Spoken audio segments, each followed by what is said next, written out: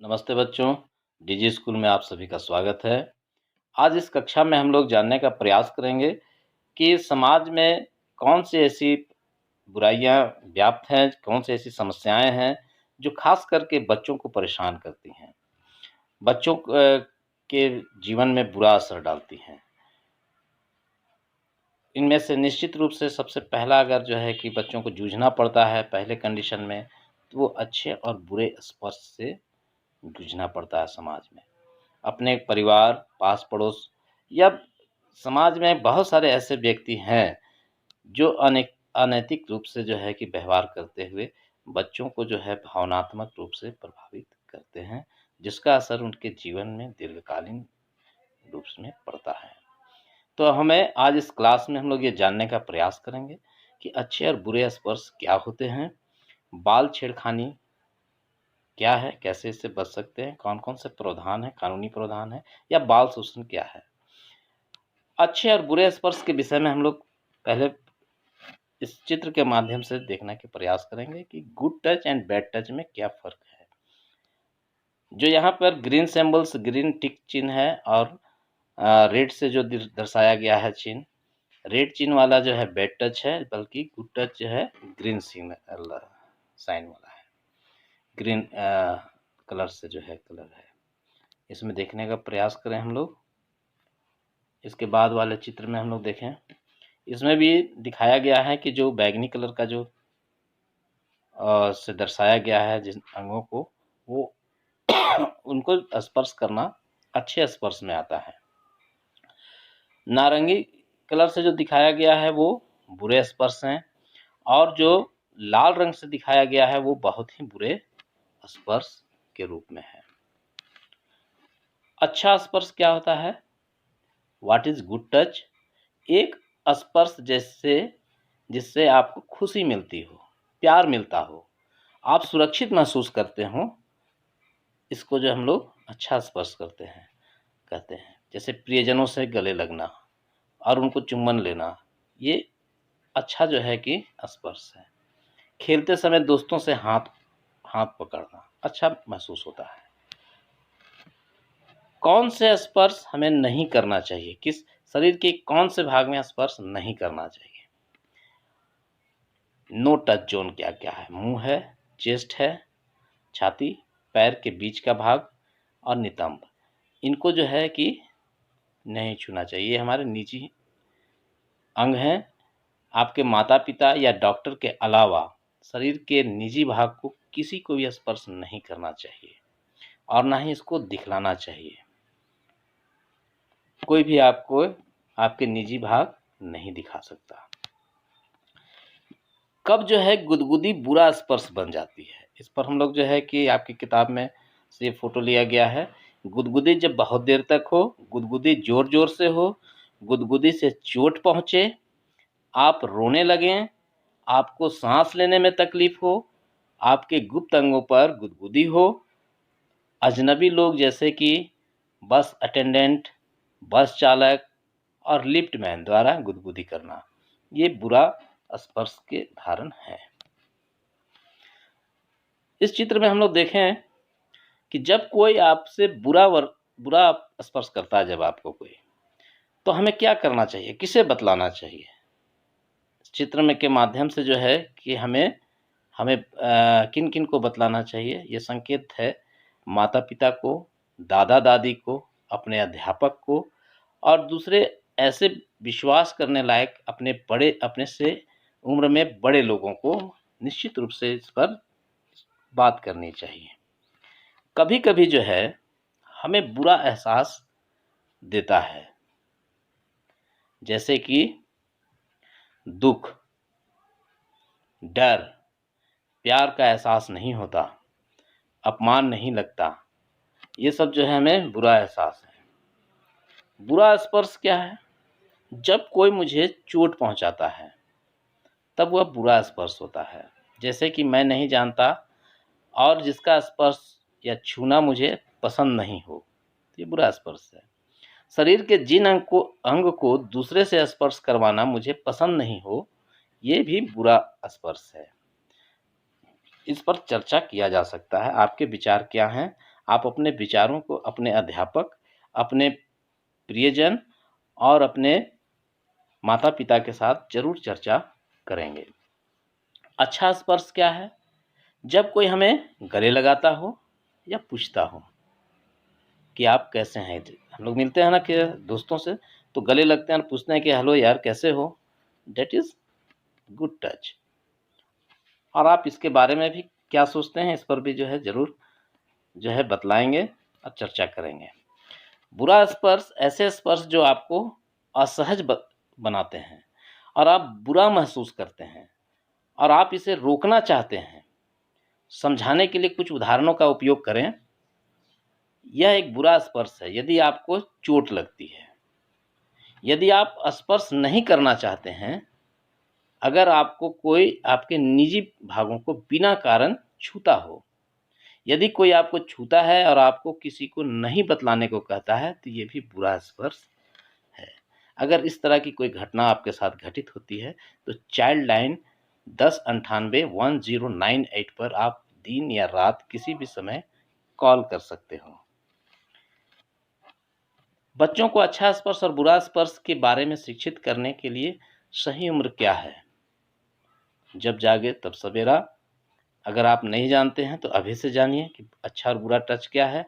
वैसे सही उम्र क्या है, इस पर हम लोग जो है कि ज़रा-सा यहाँ पर देखने का प्रयास करेंगे कि 2 से 5 साल की उम्र में जब हम अच्छा स्पर्श और बुरा स्पर्श एकदम छोटे बच्चों को जो है शिक्षित करने चाहिए, वहीं से हम लोगों को बेस बनाना चाहिए। जब बच्चे पार्क में, डे केयर में, प्ले स्कूल में या स्कूल जाना शुरू करें, तब से ही इसकी जानकारी देना चाहिए। बच्चों को अच्छा स्पर्श और बुरा स्पर्श सिखाने का आसान और सबसे अच्छा तरीका कौन-सा है? इसके लिए पेरेंट्स को चाहिए कि वो एक सुरक्षित लोगों का समूह बनाएँ। अपने बच्चों के साथ वे विश्वास और अच्छा बंधन बनाएँ। उन्हें किसी भी विषय को बताने में संकोच या शर्मिंदा नहीं होना चाहिए या आपसे दिल खोलकर बिना किसी डर बात करने एक दोस्त की तरह होना चाहिए। पहले एक दोस्त बने, बाद में माता-पिता। माता-पिता को भी जो है कि बिल्कुल दोस्त की तरह जो है बच्चों से व्यवहार करना चाहिए, ताकि बच्चे के अंदर जो हेजिटेशन है, वो हेजिटेशन ना रहे। छेड़खानी, दूसरी महत्वपूर्ण जो टॉपिक है, जो समस्याएँ हैं बच्चों के साथ, वो है बाल छेड़खानी की। छेड़खानी का किसी व्यक्ति, लड़का हो या वो लड़की हो, पर बहुत ही व्यापक प्रभाव पड़ता है। प्रभाव क्या-क्या पड़ता है, इस पे हम लोग देख रहे हैं कि शारीरिक एवं मानसिक प्रभाव। इसमें देखिए शारीरिक एवं मानसिक प्रभाव पड़ रहा है। पीड़ित व्यक्ति अपराध बोध महसूस करता है, जिसके कारण उसके आत्मविश्वास में कमी आती है। दोषी नहीं रहते हुए भी वह अपने आप को दोषी मान लेता है। नेक्स्ट है डर, असुरक्षा, चिड़चिड़ापन, पढ़ाई में ध्यान न लगना, संकोच, एकाग्रता में कमी, तनाव, नींद नहीं आना जैसे मानसिक प्रभाव भी पड़ता है। नेक्स्ट में हम लोग देखेंगे कि छेड़खानी का किशोरियों पर विशेष रूप से प्रभाव पड़ता है। जैसे उनका जो है स्कूल जाना बंद कर देती हैं वो छेड़खानी होने पर, घर से बाहर निकलना बंद हो जाता है, कम उम्र में उनकी शादी कर दी जाती है। नेक्स्ट और भी जो है कई एक समस्याएं उत्पन्न होती है। तो हालांकि इन समस्याओं से हम लोग कैसे निपट सकते हैं, इन घटनाओं से बचने के क्या उपाय हैं, इसमें हम लोग जो है कि यहाँ देख रहे हैं कि किसी प्रकार की घटनाओं को नहीं छुपाएं। बिना अपराध बोध के माता-पिता या विश्वसनीय व्यक्तियों को अवश्य बतलाइए कि हमारे साथ क्या हो रहा है। गलत व्यवहार या ऊंची आवाज़ व प्रभावशाली तरीके से इसका विरोध कीजिए। नेक्स्ट है व्यक्ति द्वारा धोखे से ली जाने वाली तस्वीर उसका गलत इस्तेमाल करने की धमकी दी जाती है, तो अपने माता-पिता या विश्वसनीय व्यक्तियों को जरूर बतलाएं। ऐसी घटनाओं से बचने के क्या-क्या उपाय हैं? उनमें उपाय में अब अगला उपाय जो है, घटनाओं को मौन रहकर सहने से अपराध बोध और तनाव बढ़ता है। अपराध बोध तो होता ही है, तनाव भी बढ़ता है, इसलिए इसका विरोध तो निश्चित रूप से करना ही चाहिए। विद्यालय में प्राचार्य एवं बाल संसद से के सदस्यों के द्वारा मदद ली जा सकती है, उससे मदद लेनी चाहिए। इस बाल शोषण के लिए जो है, अब अगला है बाल शोषण। बाल शोषण और छेड़खानी एवं शारीरिक शोषण संबंधित समस्याओं की पहचान कर हमें क्या सतर्कता रख सकते हैं, इस पर जो है कि हम लोग यहाँ पर ध्यान देंगे। पहला है, व्यक्ति के व्यवहार पर ध्यान देना चाहिए। व्यक्ति के स्पर्श से या उनके हाथ मिलाने के तरीके से या उसकी सोच को जो है हम लोग आसानी से जान सकते हैं, उस पर ध्यान देना चाहिए। अनावश्यक मेल-जोल बढ़ाना, बिना कारण बार-बार घर आना किसी का या अपने घर पर बुलाना, ये भी जो है कि इस पर भी जो है हम लोग को फील होना चाहिए कि क्यों ऐसा हो रहा है। या फिर कोई व्यक्ति बिना कारण के आपको अगर उपहार देता है, आपको लालच देता है या अनावश्यक आपकी बड़ाई करता है, तो ये भी जो है कि उसके पीछे जो है कि एक बड़ी बैड मंशा जो है, खराब मंशा हो सकती है। बाल शोषण हो सकता है, इस पे जो है, या वो आपका शारीरिक शोषण, छेड़खानी की नियति से ऐसा करता है। अकेले में मिलने का प्रयास करना या छूने की आपको कोशिश करना, ये भी, इस पर आपको सतर्क रहने की ज़रूरत है।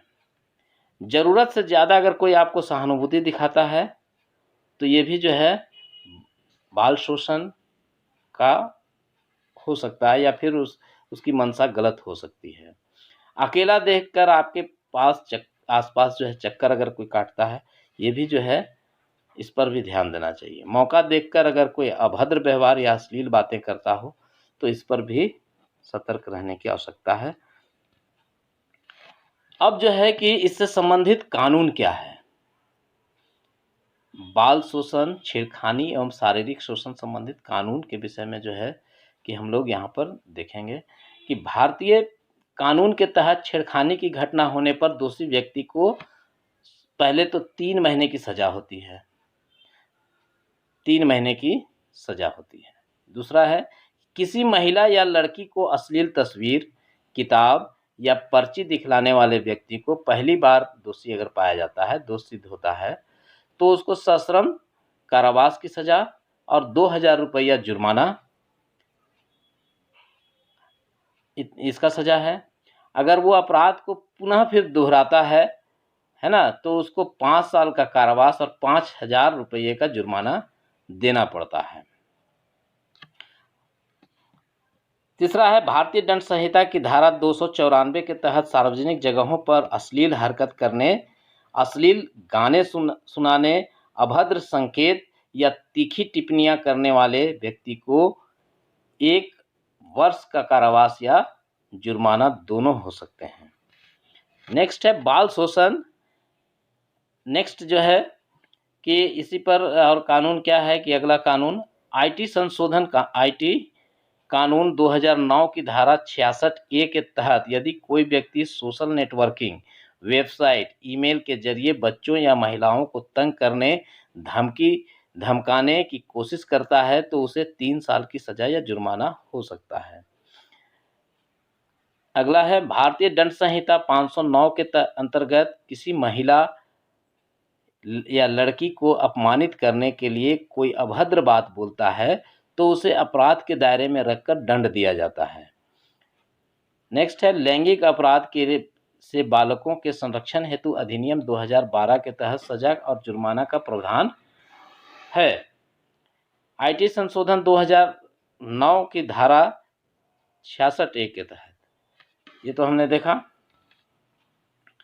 अब इस एक्ट के तहत नाबालिग बच्चों के साथ होने वाले छेड़छाड़ और शारीरिक और शोषण अपराध के मामले में कानून के तहत अलग अलग सजा का प्रावधान है, जिसमें 7 से लेकर उम्र कैद की सज़ा और अर्थदंड भी लगाया जा सकता है। किसी महिला लड़की का पीछा करना, उसके मना करने के बावजूद उससे संपर्क करना भी दंडनीय अपराध के दायरे में आता है। इन सभी कानूनों को हम लोग जान लिए। अब इस पर जो है कि हम लोग निश्चित रूप से घर पर चर्चा करेंगे, अपने दोस्तों के साथ चर्चा करेंगे, अपने प्रियजनों के साथ चर्चा करेंगे। आशा है आपको ये क्लास जो है कि पसंद आया होगा। बहुत-बहुत धन्यवाद।